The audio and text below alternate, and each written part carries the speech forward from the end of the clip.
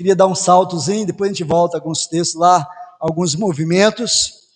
Eu queria ler três momentos semelhantes de Jesus, no livro de Marcos. Primeiramente, Marcos, capítulo 8, 31 a 33, depois Marcos 9, 30 a 37, e depois Marcos 10, 32 a 45. São três momentos de Jesus, onde ele prediz a sua morte e a sua ressurreição. Diz assim o primeiro texto, Marcos 8, 31 a 33, diz que então começou ele a ensinar-lhes que era necessário que o Filho do Homem sofresse muitas coisas, fosse rejeitado pelos anciãos, pelos principais sacerdotes e pelos escribas, fosse morto, que depois de 3 dias ressuscitasse. E isto ele expunha claramente. Mas Pedro, chamando-o à parte, começou a reprová-lo. Jesus, porém, voltou-se e, fitando os seus discípulos, repreendeu a Pedro e disse: arreda Satanás, porque não cogita das coisas de Deus, e sim das coisas dos homens. Lá no capítulo 9 agora, mesmo livro de Marcos, diz que de novo Jesus prediz a sua morte e a sua ressurreição, e diz: e tendo partido dali, passou pela Galileia, e não queria que ninguém o soubesse, porque ensinava os seus discípulos e dizia: o Filho do Homem será entregue nas mãos dos homens, e o matarão, mas 3 dias depois da sua morte, ressuscitará. Eles, contudo, não compreendiam isto e temiam interrogá-lo. Capítulo 10, um pouquinho mais à frente, diz, versículo 32, que Jesus, ainda outra vez, prediz sua morte e ressurreição. Estavam de caminho, subindo para Jerusalém. E Jesus ia adiante dos seus discípulos. Eles se admiravam e o seguiam tomados de apreensões. E Jesus, tornando a levar à parte os 12, passou a revelar-lhes as coisas que lhes deviam sobrevir, dizendo: eis que subimos para Jerusalém, e o Filho do Homem será entregue aos principais sacerdotes, aos escribas. Condená-lo-ão à morte, e o entregarão aos gentios, hão de escarnecê-lo, cuspir nele, açoitá-lo e matá-lo, mas depois de 3 dias ressuscitará. Amém? Que o Senhor possa nos abençoar com essas porções da sua palavra. Pedimos ao Senhor, em nome de Jesus, que o seu Espírito possa trazer ao nosso coração verdadeiramente uma palavra para a nossa vida nesta noite. É o que nós pedimos ao Senhor em nome de Jesus. Amém? Glória a Deus. Interessante olhar, irmãos, a trajetória de Jesus e alguns detalhes que a Bíblia vai nos mostrando, e é muito importante quando a gente observa alguns detalhes, e dentro dessa mesma visão da graça em movimento, que nós temos ministrado no livro de Marcos, há uma frase, há algumas palavras que são repetidas, dizendo que Jesus subia para Jerusalém.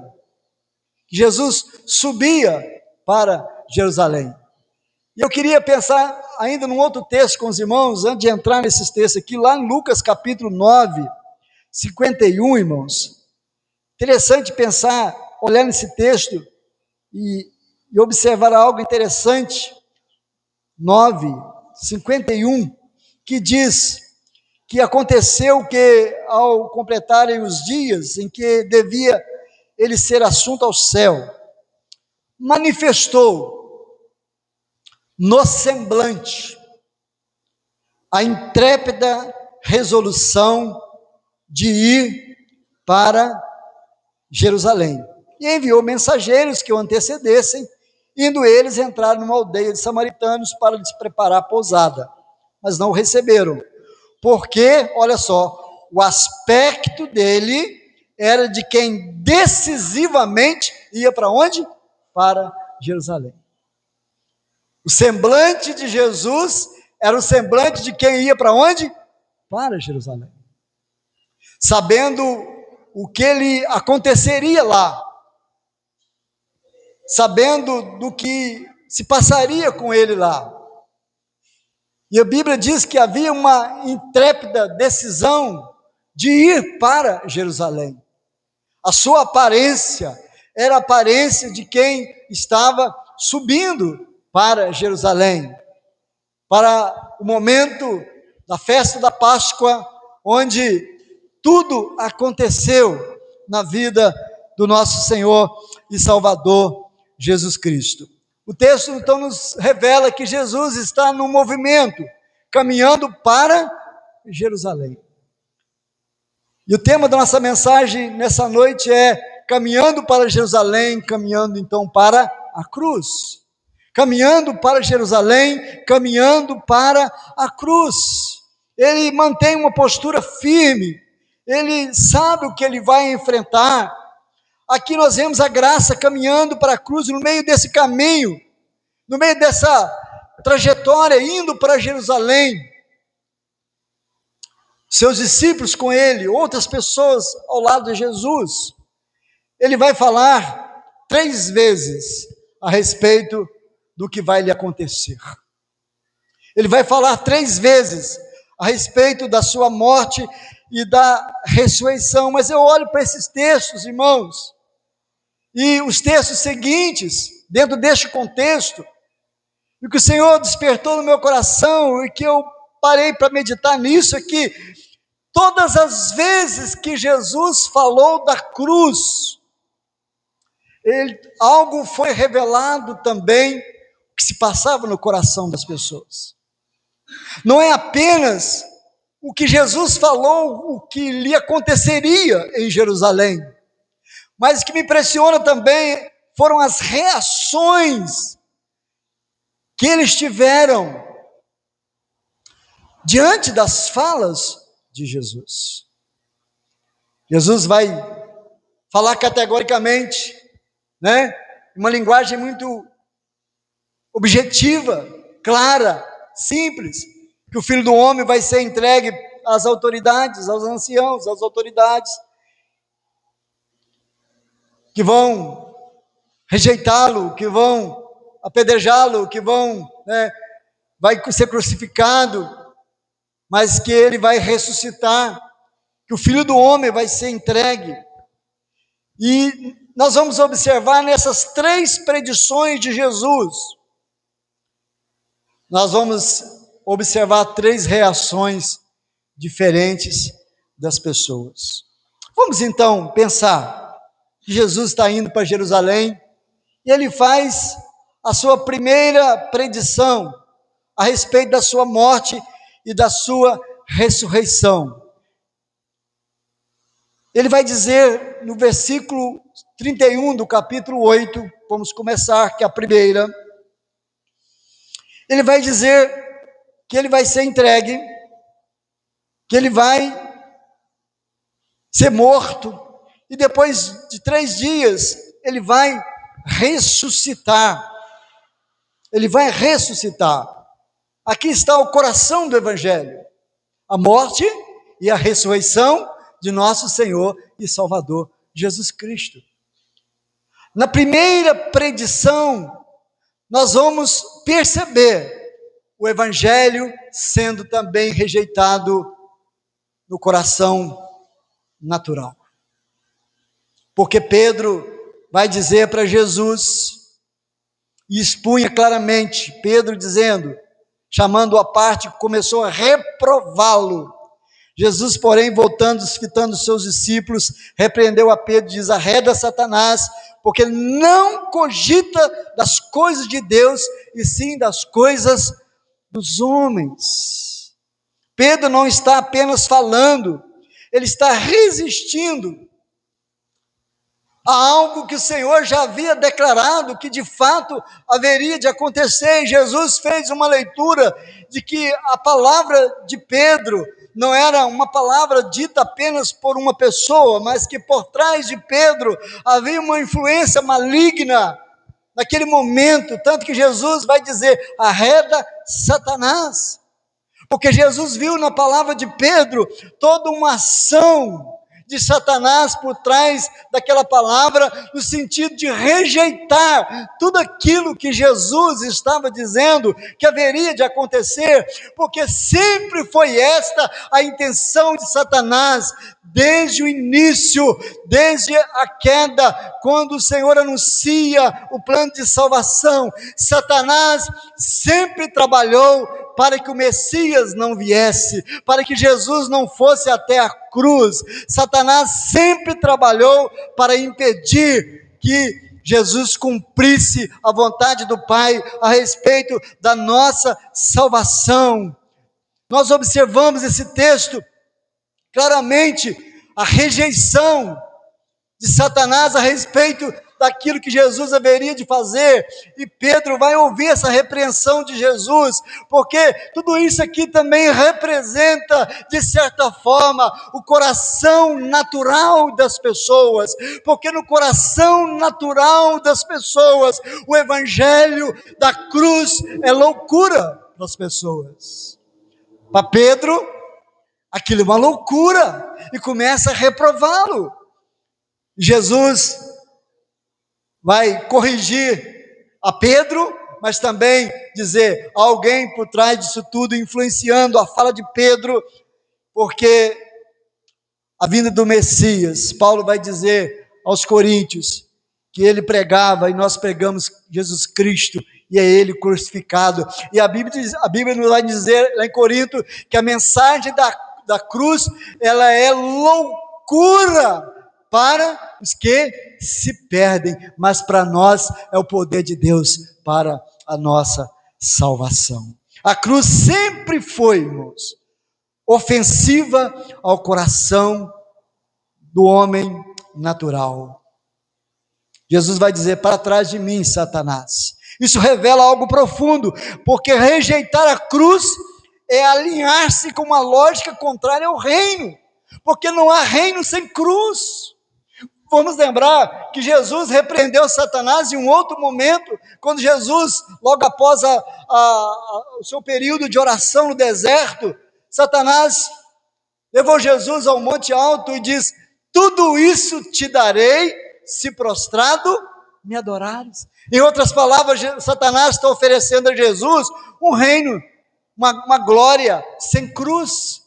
O reino sem sacrifício, não há glória sem cruz, não há reino sem sacrifício, não há nada que possa ser algo interessante se não passar pela cruz, porque quem rejeita a cruz, rejeita o centro do Evangelho, o centro do Evangelho.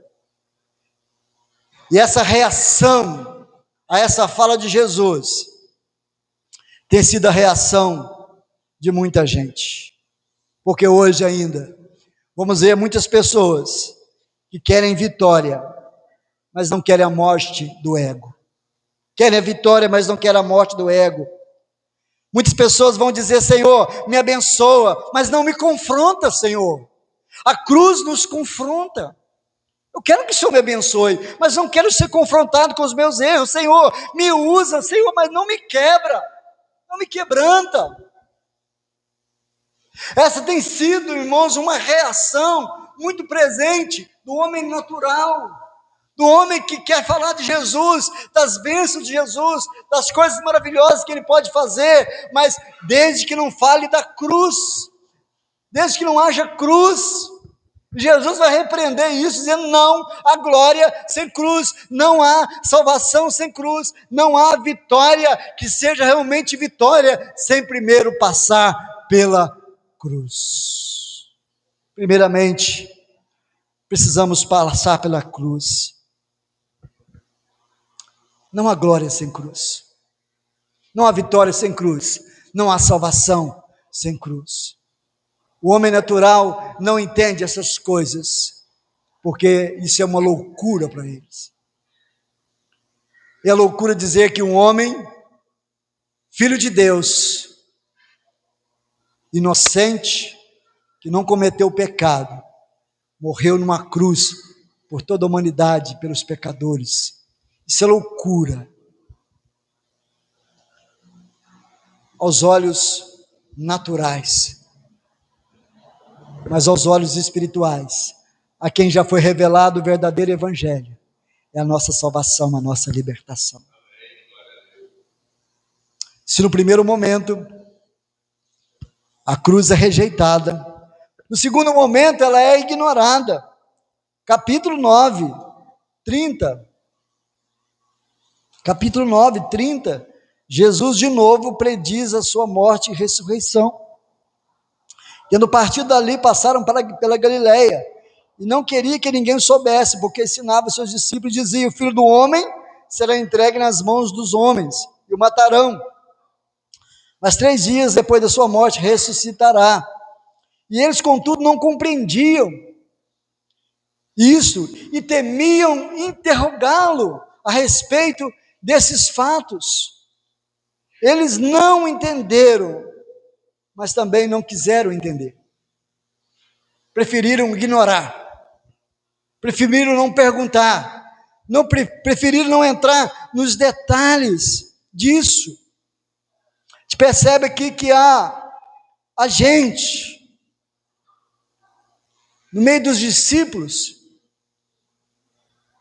que ouve algo de Jesus, mas não entende nada.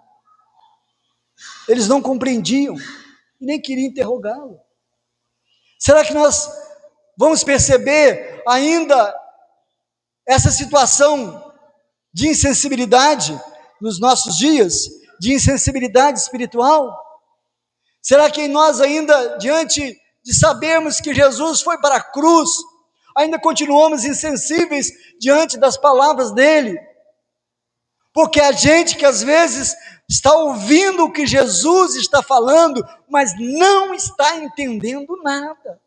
Eles não compreendiam, em outras palavras, eles não entenderam nada do que Jesus está falando. Ô irmão, não é difícil da gente encontrar pessoas ainda hoje, às vezes dentro da própria igreja, que ouvem a palavra, ouvem a respeito de Jesus, mas não entendem nada a respeito de Jesus, não compreendem nada a respeito do Evangelho, o que o Evangelho fez conosco, o que ele faz e aonde ele nos leva, o caminho que ele nos faz caminhar. Há um silêncio perigoso aqui, não é ignorância apenas, é uma insensibilidade, e o que fazem em seguida, irmãos, é algo que me preocupa. Sabe por quê?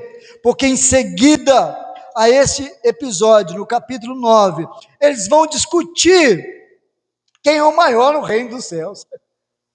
Jesus está falando da sua morte, da sua entrega, do seu sacrifício. Eles não compreenderam e não quiseram entrar nos detalhes para entender. E aí, a sequência diz que, tendo eles partido de Cafarnaum, entrado em casa, interrogou os discípulos, de que discorris pelo caminho. Jesus quer saber o que ele estava falando lá no caminho, e eles guardavam silêncio, porque pelo caminho havia discutido entre si sobre quem era o maior. É quando Jesus está dizendo que ele vai ser rebaixado, é quando Jesus está dizendo que ele vai ser diminuído, que ele vai ser humilhado. Os discípulos pelo caminho estão preocupados quem vai ser o maior, que vai ter uma posição melhor. Enquanto Jesus fala de entrega, os discípulos pensam em posição. Enquanto Jesus caminha para a cruz, eles caminham para uma disputa. Quem vai ser o maior? Jesus não falou nada não, chegou em casa, Jesus vai chamá-los, ó, aqui que vocês discutiam pelo caminho, e eles ficaram, ó, silêncio, sabia que ia vir cajadada, ficaram em silêncio, mas Jesus que sabe todas as coisas, né, e olha, vocês estavam discutindo no caminho, quem era o maior, estão percebendo, irmãos, como muitas pessoas fogem do evangelho verdadeiro, como as pessoas ignoram o evangelho verdadeiro, como há pessoas que muitas vezes são insensíveis, e quando Jesus desce, eles queriam subir, porque aonde falta revelação, sobra competição. É por isso que tem tanta gente que ainda não entendeu, Igor, o evangelho, que fica brigando dentro das igrejas, por causa de cargo, Sandra, por causa de posição, por causa de ministério de destaque, porque o fulano tem isso, porque a fulano tem aquilo outro, sabe, Mônica, porque o outro é isso, o outro é aquilo, eles estão discutindo pelo caminho, quem é o maior, mas Jesus está falando, que para ser o maior, precisa primeiramente ser o menor, que para ser colocado num lugar de honra, primeiro tem o processo da humilhação, antes da glória vem a cruz. Jesus está falando de cruz, eles estão falando de posição, Jesus está falando de cruz, eles estão falando de competição.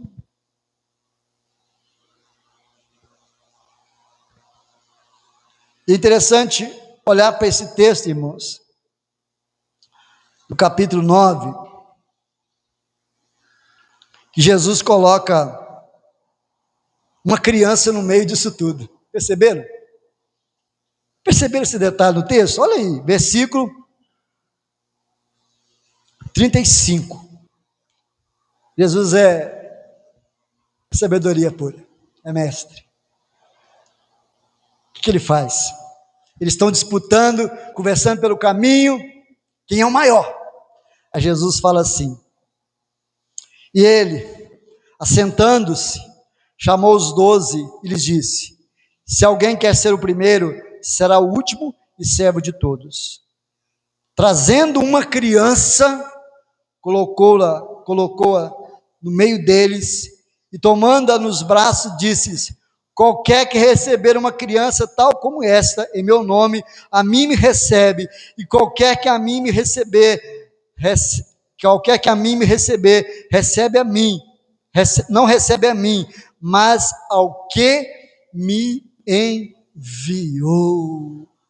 Jesus coloca uma criança no meio, dizendo, o reino de Deus não é sobre ser grande, é sobre ser humilde, é sobre ser dependente, é sobre ser simples.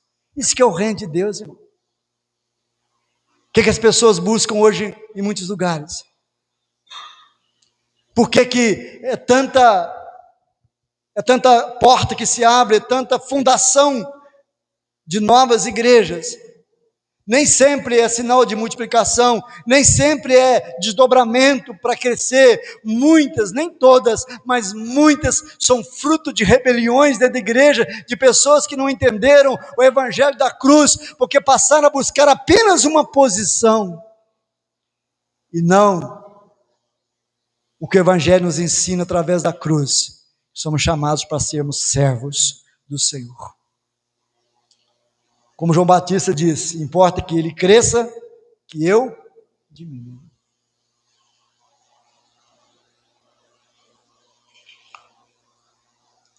A indiferença espiritual está em ouvir mensagens profundas e não reagir. É estar na igreja e não ser transformado. É conviver consagrado e perder a sensibilidade. Tem gente perto da cruz, mas longe do coração de Cristo. Longe do coração de Cristo. Jesus está dizendo para eles, o Filho do Homem vai ser entregue. Lembrando, na nossa introdução, Jesus está fazendo o quê? Subindo para onde? Para Jerusalém. Subindo para Jerusalém, o caminho também da cruz. Ele vai pontuando isso pelo caminho para os discípulos. E os discípulos, gente, não compreenderam nada. Que tem muita gente que ouve e não compreende. Mas não bastou não compreenderem. Houve uma inversão de valores. Jesus seguiu o caminho. Quando chegaram em casa, Jesus chamou eles à parte. Fala, o que vocês estavam discutindo pelo caminho? Cara, em silêncio. Eu sei o que vocês estavam discutindo. Porque havia no coração de vocês uma preocupação de quem é o maior. A nossa preocupação aqui não pode ser quem é o maior. Quem é o maior. Mas é o que serve melhor cada dia na presença do Senhor.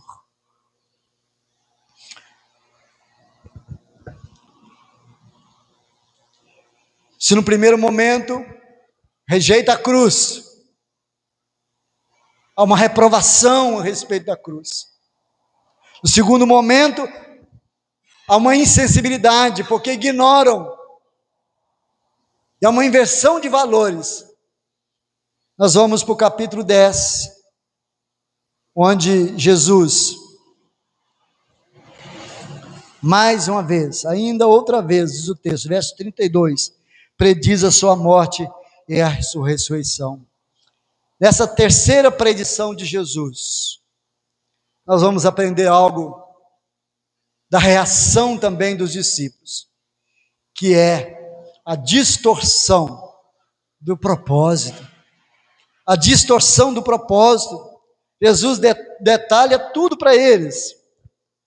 No versículo 32 até o versículo 34, Jesus detalha tudo: entrega, condenação, zombaria, morte, ressurreição. Jesus faz uma espécie de anúncio completo para eles, nos detalhes, para eles não terem dúvida de que o porquê que ele está indo para Jerusalém, qual é a finalidade, qual é o propósito final dele entrar então na cidade de Jerusalém. E no capítulo 11, nós vamos ver que Jesus então já está chegando em Jerusalém, porque próximo de Jerusalém, ele já manda buscar o jumentinho, porque está próximo à entrada em Jerusalém. Jesus faz a sua última predição, de uma forma bem completa, bem detalhada. Eles ainda não compreenderam. A gente vai perceber então uma distorção no propósito. Imediatamente após isso, olha o que a palavra do Senhor nos ensina. Capítulo 10 de Marcos 35.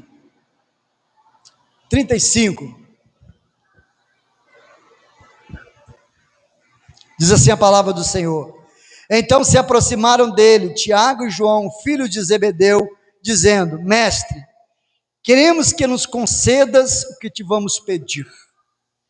E ele lhes perguntou: que quereis que vos faça? Responderam-lhe: permita-nos que na tua glória nos assentemos uma à tua direita e outra à tua esquerda. Olha a reação, olha a distorção de propósito. Eles não ouviram a voz da cruz, eles queriam ouvir a voz da oportunidade. Queremos que o Senhor nos conceda a oportunidade de um se assentar à tua direita, à tua esquerda.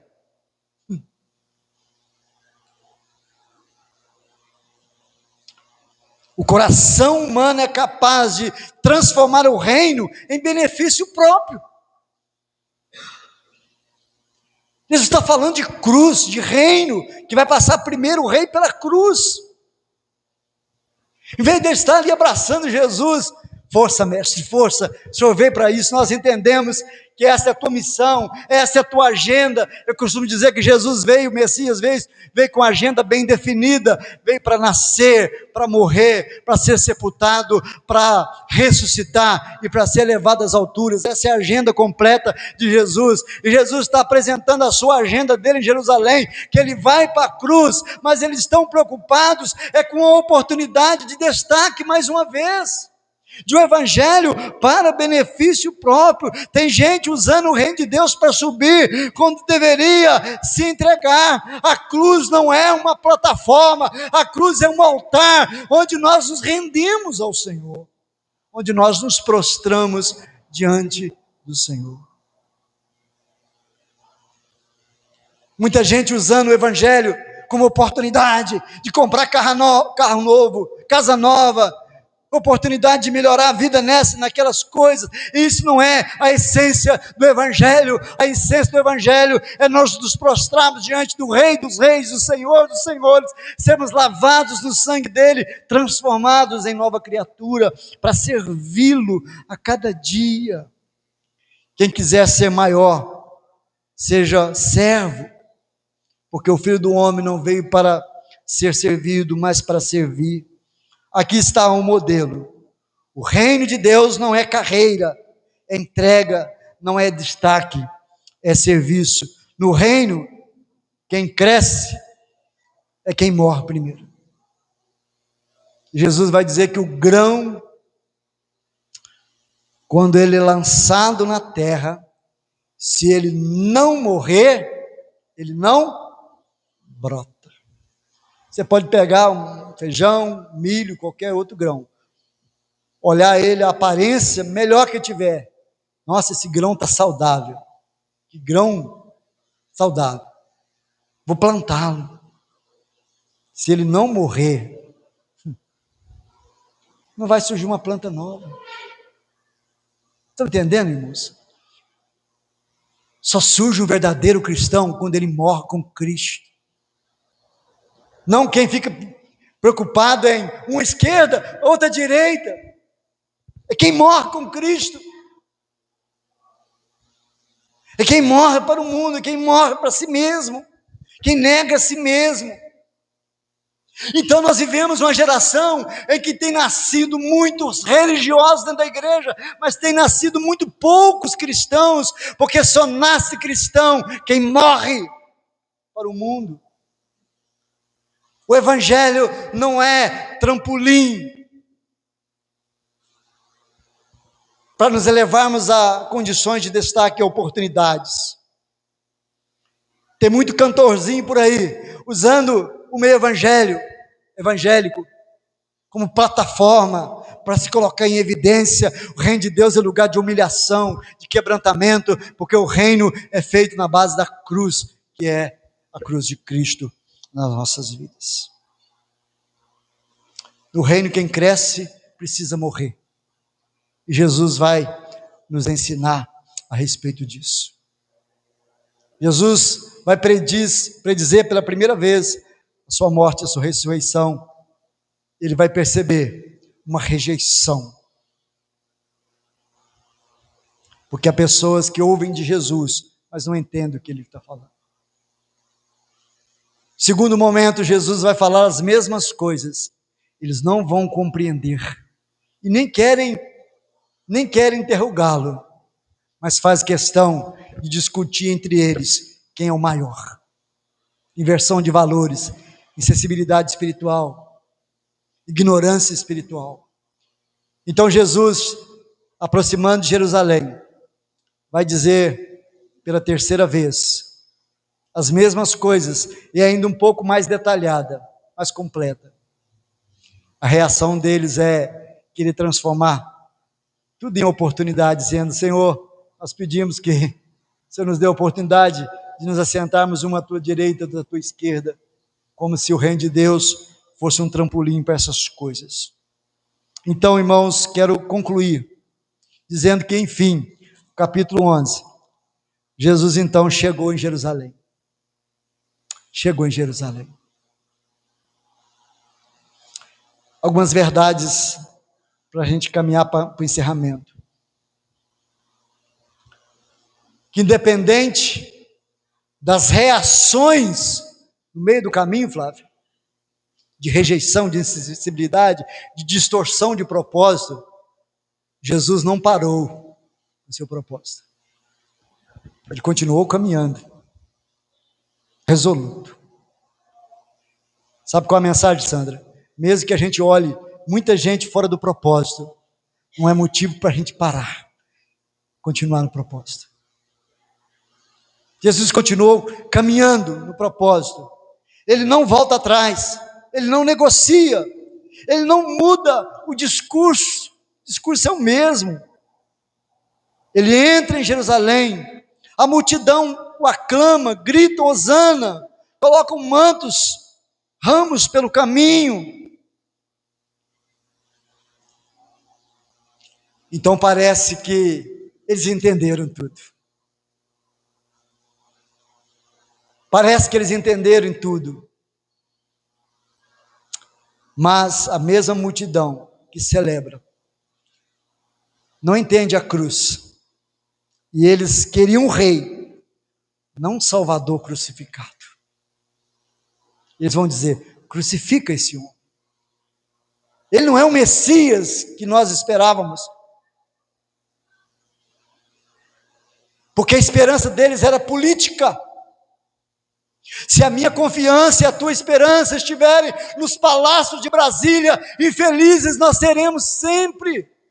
A nossa esperança é olhar para a cruz de Cristo e ver que Ele triunfou sobre a morte, Ele venceu por nós, e Ele disse tetelestai, Ele pagou por nós, Ele é a nossa esperança. É preciso celebrar Jesus vencedor da morte e da cruz.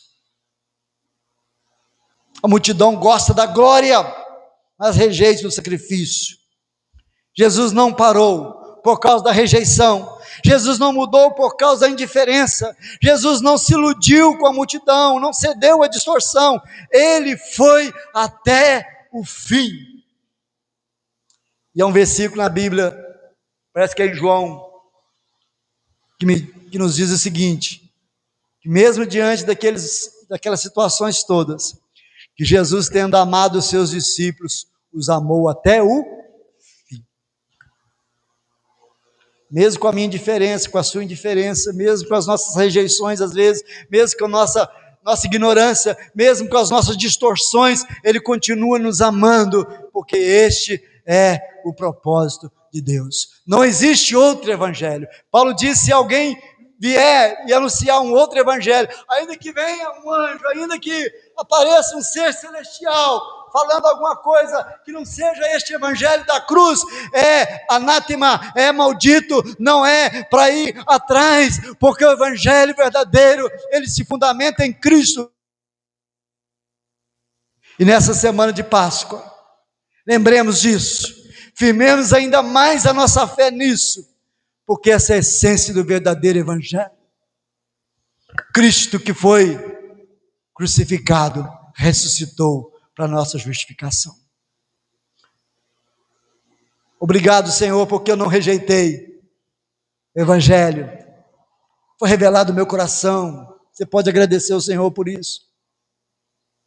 Obrigado, Senhor, por me ensinar diariamente que não é sobre posição, mas é sobre quebrantamento, rendição. Não é sobre quem vai ser o maior, mas é o que serve. Senhor, não me deixe distorcer a verdade do evangelho. Queria fazer da minha vida na igreja, das minhas orações, da minha busca, uma espécie de trampolim para eu buscar outras coisas.